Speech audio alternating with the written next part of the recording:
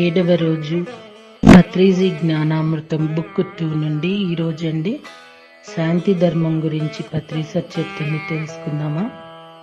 మరో విశేషమైన ధర్మం శాంత ధర్మం. ఏ ధర్మాన్నైనా సరే పూర్తిగా అర్థం చేసుకుని అభ్యాసం చేయాలంటే ముందుగా మనకు కావలసింది మన మనసు శాంతంగా ఉండటం. అందుకే మనసుకు ఎప్పుడైనా చిరాకు కోపం పెరిగినప్పుడు ఓం శాంతి ఓం శాంతి ఓం శాంతి అని ఒక మంత్రంలో అనుకుంటూ ఉండాలి. ఎవరు మనల్ని తిట్టినా కొట్టినా కూడా మనం శాంత మనస్కులమై ఉండాలి. మహాజ్ఞాని గుర్జియఫ్ 11 సంవత్సరాల బాలుడిగా ఉన్నప్పుడు అతని తండ్రి చనిపోయే సమయం ఆసన్నమైంది. ఆ సమయంలో అతనికి వాళ్ళ నాన్న ఇలా చెప్పాడు, బాబు, ఎవరైనా నిన్ను తిడితే తిట్టు, కొడితే కొట్టు, కావాలంటే చంపు, కానీ ఏం చేయదలుచుకున్న 24 గంటల తర్వాత మాత్రమే చెయ్యి అంటూ గొప్ప శాంతి సందేశాన్ని ఇచ్చాడు. దూకుడు సినిమా చూశారు కదా, దానిలో హాస్య నటులు శ్రీ ధర్మవరం సుబ్రహ్మణ్యం గారు మాటకు కూల్ బేబీ కూల్ అంటూ ఉంటారు. అది చూడటానికి హాస్యంగా అనిపించిన దానిలో ఎంతో ఆత్మజ్ఞాన సందేశం ఉంది. ఎల్లప్పుడూ కూల్గా ఉండటమే శాంత ధర్మం. నేను మిమ్మల్ని కొడితే మీరు కూడా నన్ను తప్పకుండా కొట్టండి, కానీ 24 గంటల తర్వాత కొట్టండి. అప్పటికీ ఇంకా మీరు కొట్టాలనిపించకపోవటమే కాకుండా ఈ వ్యవధిలో మీ మనసు కూల్గా అయిపోయి అసలు కొట్టడానికి ఉన్న కారణం కూడా మీకు తెలుస్తుంది. బుద్ధుడు భిక్షాటన చేస్తుంటే ఒక ధనవంతుడు, ఇంత ఎత్తు పొడుగు ఉన్నావు, ఏదైనా పని చేసుకోవచ్చు కదా, సోమరిపోతు తన మబ్బి సిగ్గు లేకుండా ఆడుకుంటున్నావా అని తిట్టరాని తిట్టాడు. చుట్టూ ఉన్న శిష్యులకు పట్టదాని కోపం వచ్చింది, కానీ బుద్ధుడు మాత్రం శాంత చిత్తుడే చిరునవ్వుతో వింటున్నాడు. కోపోద్రేకం చల్లారిన తర్వాత ధనవంతుడు బుద్ధునికి ఒక పావలా బిళ్ళ దానంగా ఇవ్వబోయాడు.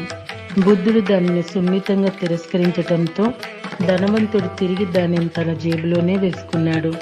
అప్పుడు బుద్ధుడు, అయ్యా, నీ పావలా కాసు నేను తీసుకోకపోతే తిరిగి నీ జోబులో ఎలా చేరిందో అలాగే నీ తిట్లను నేను స్వీకరించలేదు కనుక అవన్నీ నీకే చెందుతాయి, భద్రంగా దాచుకో అన్నాడు. ఆ ధనవంతుడు సిగ్గుతో బుద్ధుడి కాళ్ళ మీద పడ్డాడు. ఆవేశం ఒక గొప్ప శక్తి కనుక ఒకానొక బుద్ధుడు ఎల్లవేళలు ఎందు శాంత స్వరూపుడై ఉంటూ అత్యవసరమైనప్పుడు మాత్రమే తన శక్తిని ఆపద్ధర్మంగా వాడుకుంటాడు. ఆపద్ధర్మాన్ని మనమెంతో ఎరుకతో ఆచరిస్తుంటాం కనుక దానివల్ల మనకి ఏ రకమైన కర్మలు అంటవు. మరొకటి ఆరోగ్య ధర్మం. ధర్మాల్లోకెల్లా ఇంకొక ముఖ్యమైన ధర్మం ఆరోగ్య ధర్మం. యుక్తమైన ఆహారం అంటే శుద్ధమైన సాత్వికమైన శాకాహారం మాత్రమే.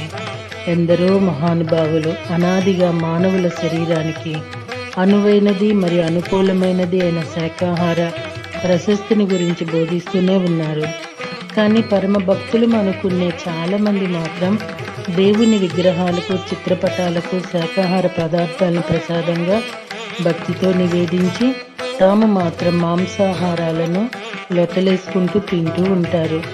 మేము నమ్మిన దైవాలకు నిషిద్ధం అనుకున్న ఆహారం మనకెల్లా శుద్ధమవుతుంది అన్న సంశయం వారికి ఎంత మాత్రమూ రాదు. నిషిద్ధ ఆహారం అశుద్ధంతో సమానం. కొనగలవాడే నిజమైన భక్తుడు, కానీ పూజలు భజనలు చేసేవాడు భక్తుడు కాదు. పెట్రోల్ కారులో కిరోసిన్ పోస్తే అనతి కాలంలో కారు ఎలా మూలపడి పనికి రాకుండా పోతుందో అలాగే శాకాహార శరీరంలో నీచాహారం మరి రాక్షసాహారమైన మాంసాహారం వేస్తుంటే అందులోని ఆత్మ క్షోభించి శరీరం రోగాల పాలై నశిస్తుంది. శాకాహారాన్ని తిన్నా కూడా కొన్ని పరిమితులు పద్ధతులు విధిగా పాటించాలి. వండిన పదార్థాలను ఫ్రిడ్జ్లో ఉంచి మళ్ళీ భుజించకూడదు. మైక్రోవేవ్ మీద ఎప్పుడూ వండకూడదు. వెల్లుల్లిపై నెగిటివ్ ఎనర్జీతో కూడుకొని ఉండి మాంసాహారంపై మక్కువ పెంచుతుంది కాబట్టి వెల్లుల్లి తినరాదు. వారంలో ఒక రోజు ఘనాహారం, 2వ రోజు ద్రవాహారం, ఇంకో రోజు ఉపవాసం, మళ్ళీ అదే క్రమంలో ఇంకో 3 రోజులు ఇలా వారమంతా ఉంటుంటే శరీరం దివ్యంగా ఎంతకాలమైనా మనగలుగుతుంది. మన శరీరం ఒక పెద్ద ఫ్యాక్టరీ, మనం దానికి యజమానులం. మన శరీరంలోని ప్రతి ఒక్క అణువు కూడా ఒక వర్కింగ్ మాస్టర్. కనుక మనం మన శరీరంతో స్నేహపూర్వకంగా మాట్లాడటం నేర్చుకోవాలి. అప్పుడే మనం చక్కటి ఆరోగ్యంతో వర్ధిల్లుతూ ఉంటాము. రేపటి రోజండి స్వాధ్యాయ ధర్మం గురించి తెలుసుకుందామా? Thank you.